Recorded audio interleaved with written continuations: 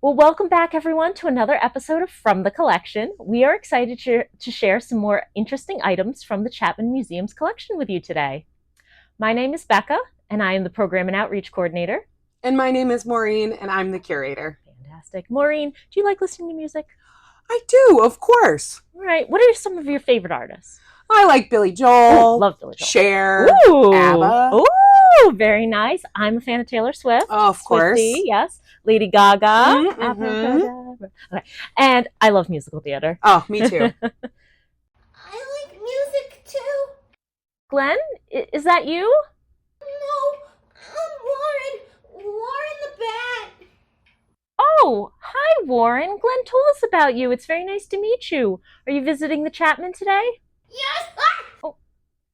Oh, Warren, you don't have to be shy around us. It's just Glenn mentioned that Maureen has a net, and I don't want to get caught. Oh. Oh, you don't have to worry about that, Warren. I won't try to catch you. Are you sure? Yes, Warren, as long as you stay out of the gallery, I won't catch you in the net. Okay, that seems fair. Glenn also mentioned that you two host a show. He said he had a lot of fun last time. Can I join you today? Of course you can, Warren. And you came on a really good day because today we're going to be looking at two objects that relate to music. Do you have a favorite type of music, Warren? I like Bruce Springsteen, and Batty Perry is good too. Let me guess. These are famous bat singers? Uh-huh. Maybe we were born to fly. Ah. Well, that is great, Warren. People have been listening to music for centuries, but the ways people listen to music and the type of music that is popular has changed over time. And the objects we're sharing today reflect that. Now, Warren, did Glenn explain how our show works? Not really. He just said fly over and check it out. Well, we're going to share two different objects from the museum's collection. Both of the objects are primary sources. Do you know what a primary source is, Warren? I think so. A primary source is an object used or created by someone in the past. Correct. Primary sources can be letters, photographs, artifacts, clothing, speeches, tools, and more. Any idea why we use primary sources, Warren? Yeah, they help us learn about the past. That's Very right good. again. And here at the Chapman, we have primary and secondary sources stored in our archives and collection spaces. For each of the objects we share today, we'll talk about the time period it comes from, what it was used for, and any other interesting facts. But first, I want you at home to think about music during the American Revolutionary War, because that's the time period our first object comes from. So you might want to think about the different types of instruments you've heard maybe in TV shows or in movies that take place during the Revolutionary War, or maybe you've heard music from that time period and certain sounds come to mind. If you'd like, write down your thoughts so you don't forget them, and if you need more time, feel free to pause the video.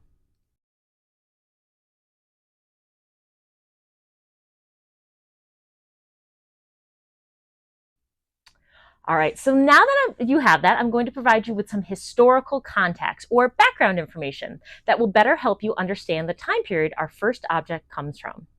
Now, to start, I'm going to give you a definition of a word you've probably heard before, and that word is revolution. A revolution is a sudden or rapid change. In history, when we use this word, we're usually referring to a change in government. Typically, revolutions occur when lots of people are unhappy with the way their government is treating them. In the United States, we usually associate revolution with the American Revolutionary War, which was fought between 1775 and 1783. Now, before the American Revolution, the United States was made up of 13 individual colonies. A colony is an area or country controlled by a more powerful country.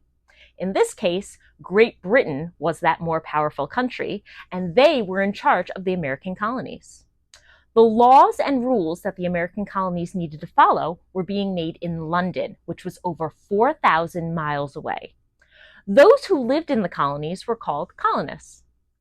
Now, also before the American Revolution, Great Britain had been involved in a war with France. In the United States, we often call this the French and Indian War, but it goes by many different names. We talked about this event in our very first episode of From the Collection. So if you would like to learn more about that, you can watch episode 1, which is titled Artifacts of War. Now, Britain won the French and Indian War, but wars cost a lot of money. And to pay for that war, Great Britain began taxing their colonies. And they did this by increasing the prices of certain goods and services. A tax is a fee paid to a government.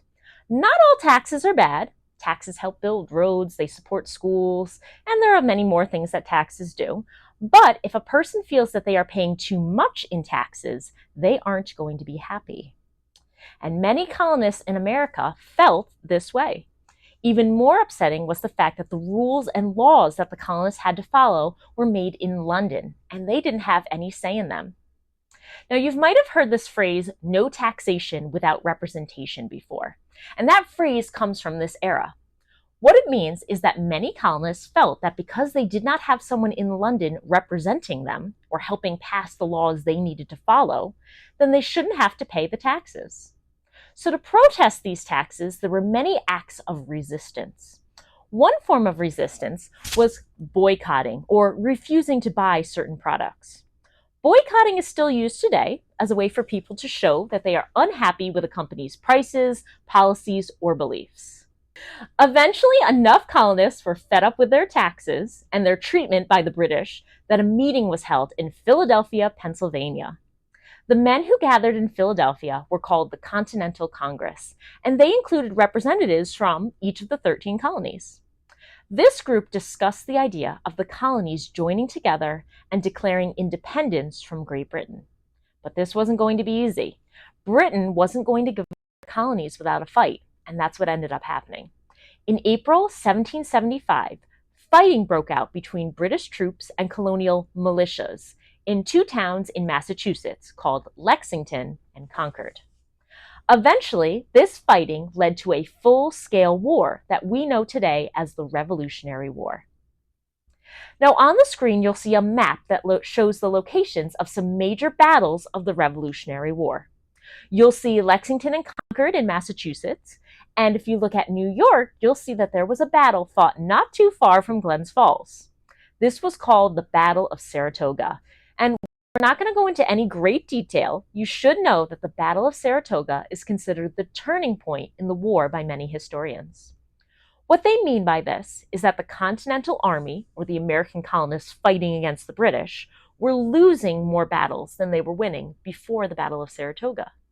But after, they began to win more battles. And that's in part because countries like France and Spain, who were enemies of Great Britain, they became the allies of America and helped them fight against Great Britain. You'll also notice there are 2 paintings on the right-hand side of the screen.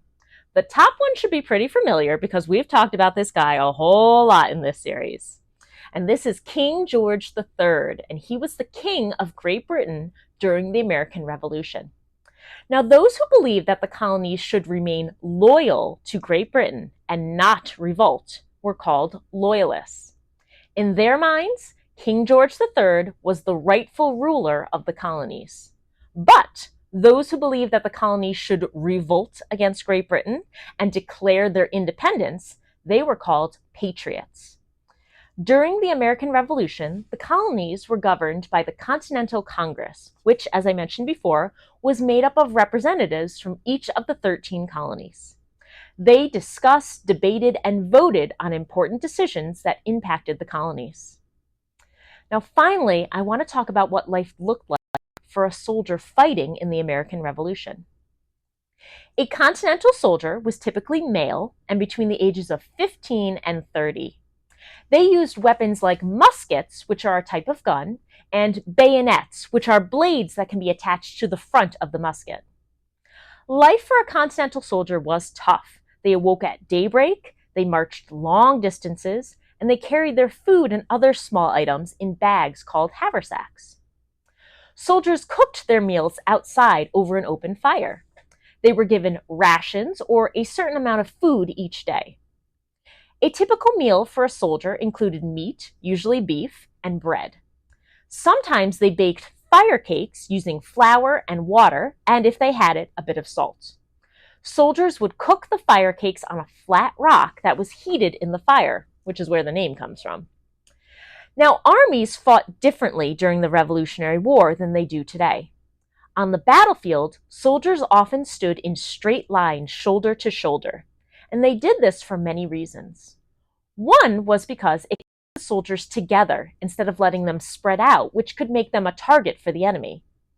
Another reason was that the muskets they used at the time weren't very accurate, and in order to win battles, soldiers needed to concentrate all of their firepower in one specific area.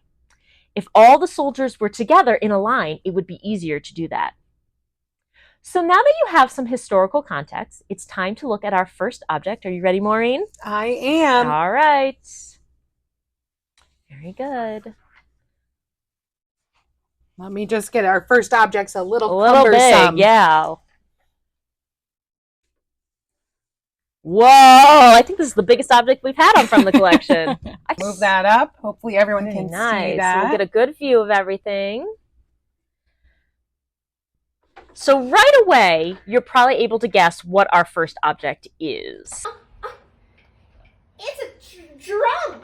Very good, Warren. So our first object, like Becca said and confirmed, that's a drum. And we believe that this drum dates back to the American Revolution. Whoa, very cool. According to our records, this drum was carried by Patton in the Revolutionary War. Who's that? We're not really sure, Warren. Several Revolutionary officers had the last name Patton, but as far as we can tell, they didn't have connections to our area. So somehow the drum ended up in Lake George, owned by a family with the last name Harris. And by the 1960s, it was in possession of a man named Dr. John McGee. And while looking through old newspapers, we found a story told by Dr. McGee, who said that the drum would be carried in Memorial Day parades by a man named Randy Barber.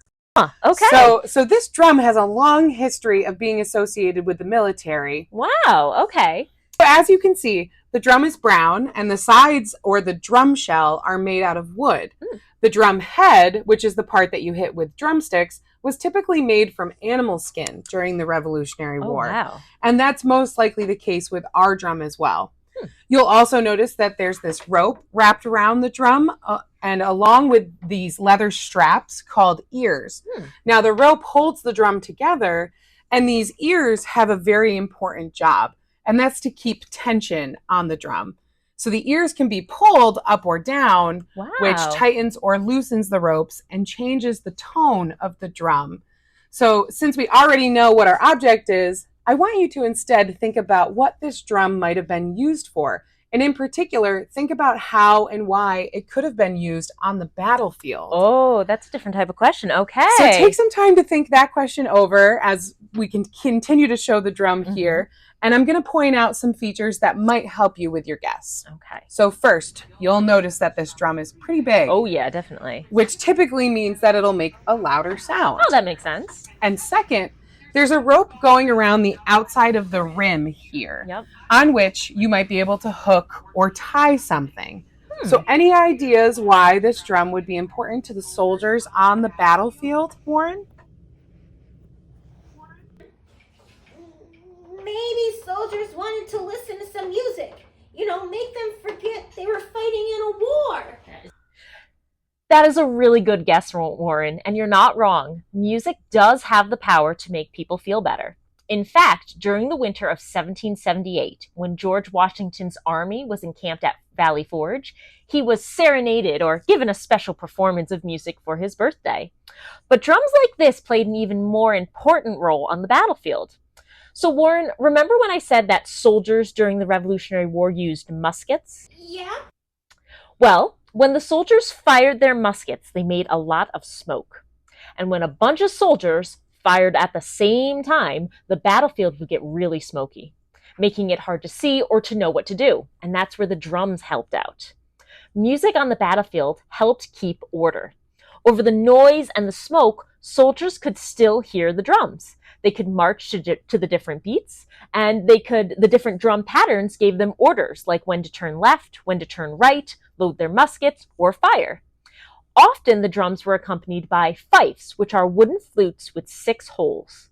Just like the drums, the fifes could be heard over the noise of battle, and different melodies meant different things. When soldiers were off the battlefield, they used music to help them tell time. In camp, they heard certain songs during the day that let them know when to wake up, when to eat, and when to go to sleep. Could anyone be a drummer? Maybe like a bat that could carry a tune?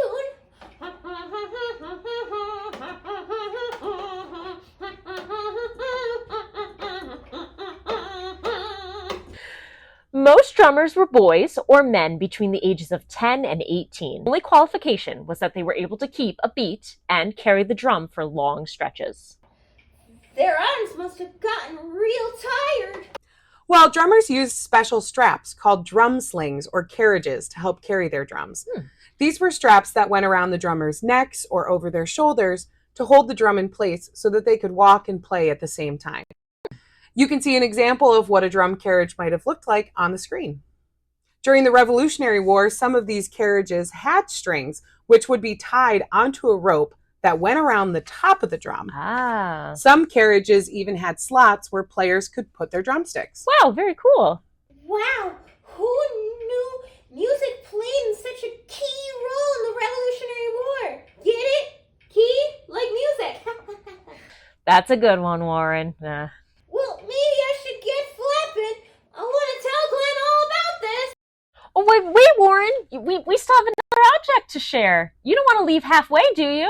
There's more? Remember, we always share 2 objects, and our second object comes from the Gilded Age, which was about 100 years after the Revolutionary War. But before we jump into our historical context for this era, I want you to think about how you listen to music in 2025. Now, today, there are many different ways to do this. Maybe you use a radio, or maybe you listen to music on a laptop or stream it to your phone. Take a moment to think about your answers to this question. And as always, you can write down your responses and pause the video if you need to.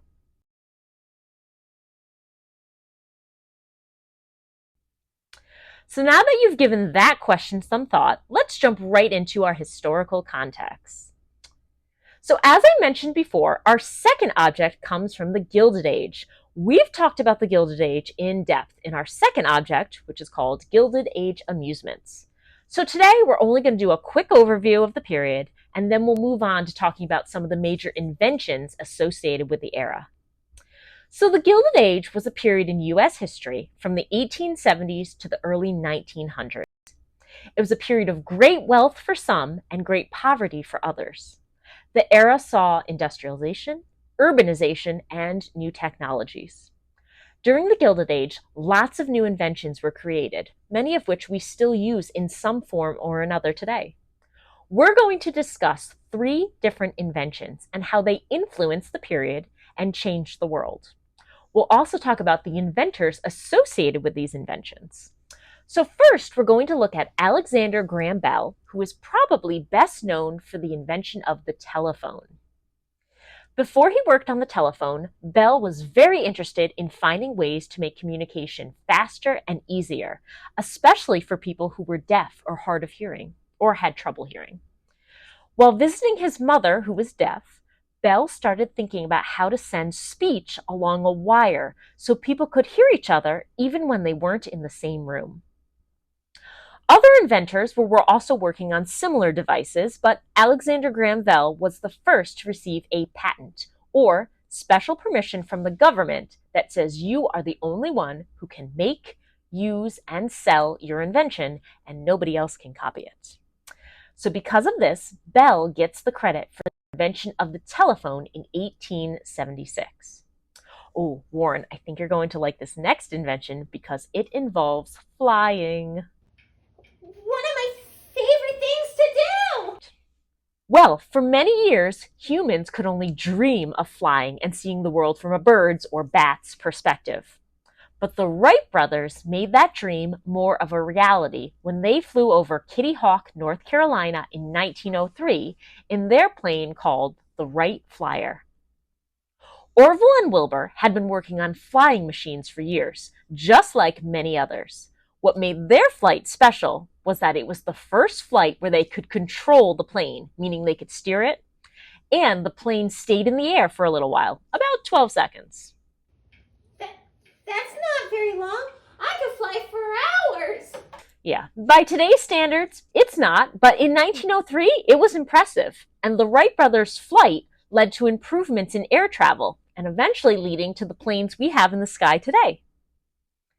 Finally, we're going to talk about Thomas Edison, who is credited with many inventions, including the incandescent light bulb, but we're going to be focusing on a special invention of his called the phonograph.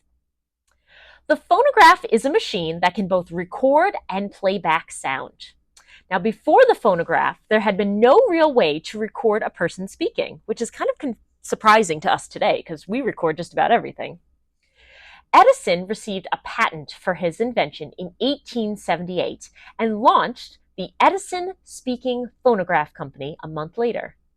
In the years that followed, Edison would improve his designs for the phonograph, and eventually people could buy one for their homes. Then they could listen to music or recordings from their living rooms. So with all that in mind, it's time to show off our second object. We are ready when you are, Maureen. Here's our second object. Ooh. Give it a rotate Mm-hmm. so you can see all sides. And then I'm going to open, here's the top. Open the top. And then we'll pull out what's inside. Okay. Wow, interesting looking. Mm-hmm. Huh. So as I'm showing you our second object, think about what you notice. Think about its size, shape, color, and the materials that it might be made from.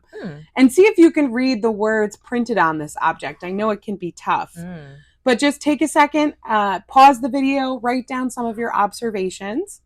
And this object has a lot to it. So let's break down and start with the inside. Okay. So what do you notice, Warren? It looks small and it's black.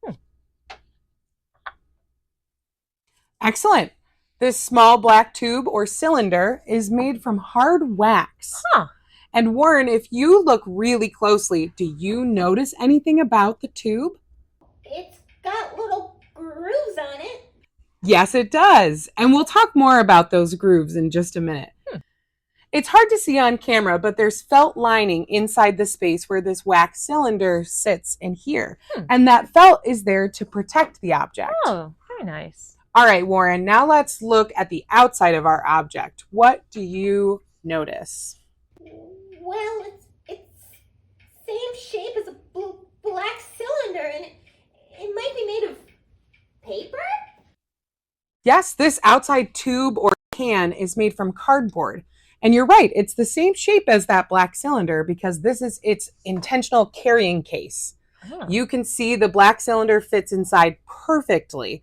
And even the lid just goes perfectly right on top. Very cool. Now pay attention to that label because that will give us clues as to what this object is. So here's the top label. And then here's the label on the front. Yeah. What do you think, Warren? Here, I'll There's the show other you the side. back. Well, that guy in the front looks kind of familiar. Oh, it says Edison Gold Molder Records. Is that Thomas Edison? It is, Warren. This is a picture of a younger Thomas Edison. Oh, okay. And records make me think of music. And Edison invented something that could play music. Is that object associated with the phonograph?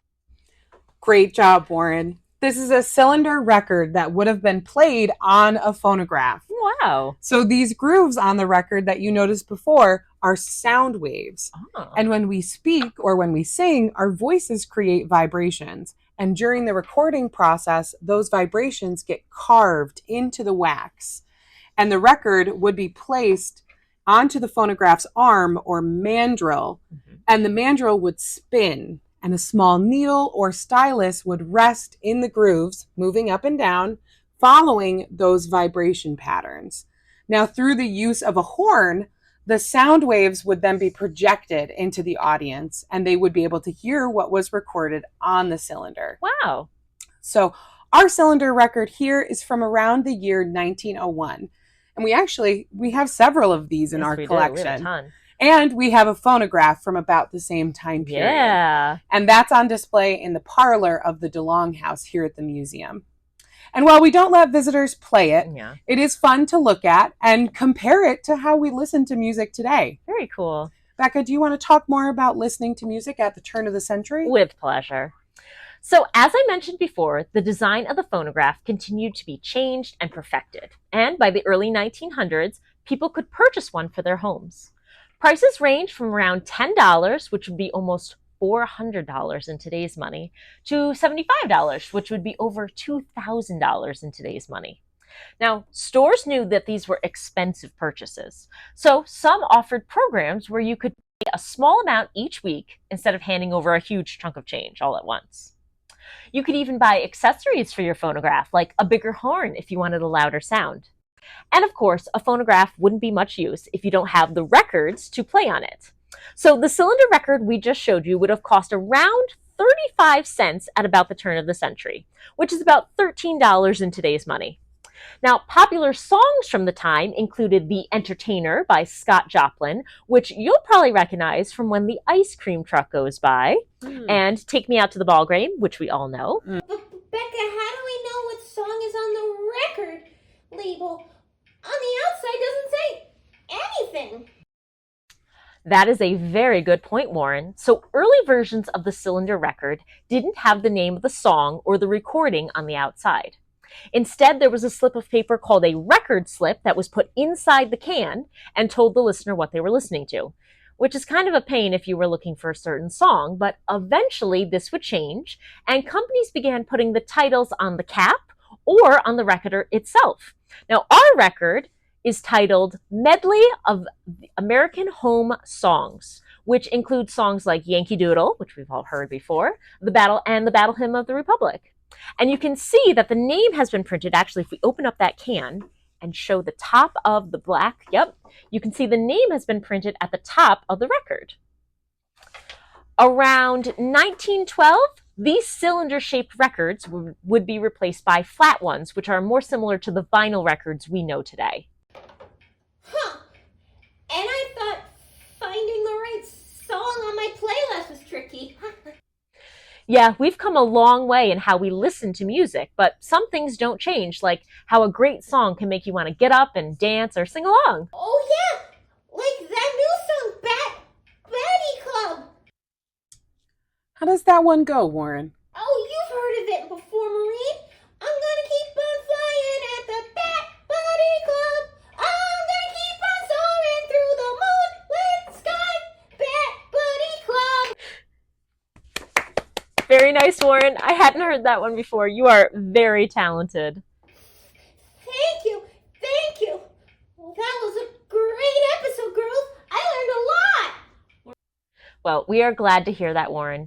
And think you'll want to join us for another episode in the future? Most definitely. See you around. Bye, Warren. See you, Warren. Well, Maureen, thank you for sharing some more interesting items from our collection. Anytime. Very good. And now that you have at home have had a chance to learn about a few of the objects in our collection here at the museum, we want you to create a piece of art that incorporates one of the objects discussed today. You can draw a picture, write a story, come up with a song or a poem or something else. And you can send your art to me at educator@chapmanmuseum.org along with your first name, and it just might be featured on our social media pages. Thank you for joining us today. Make sure to check back next month for another episode of From the Collection.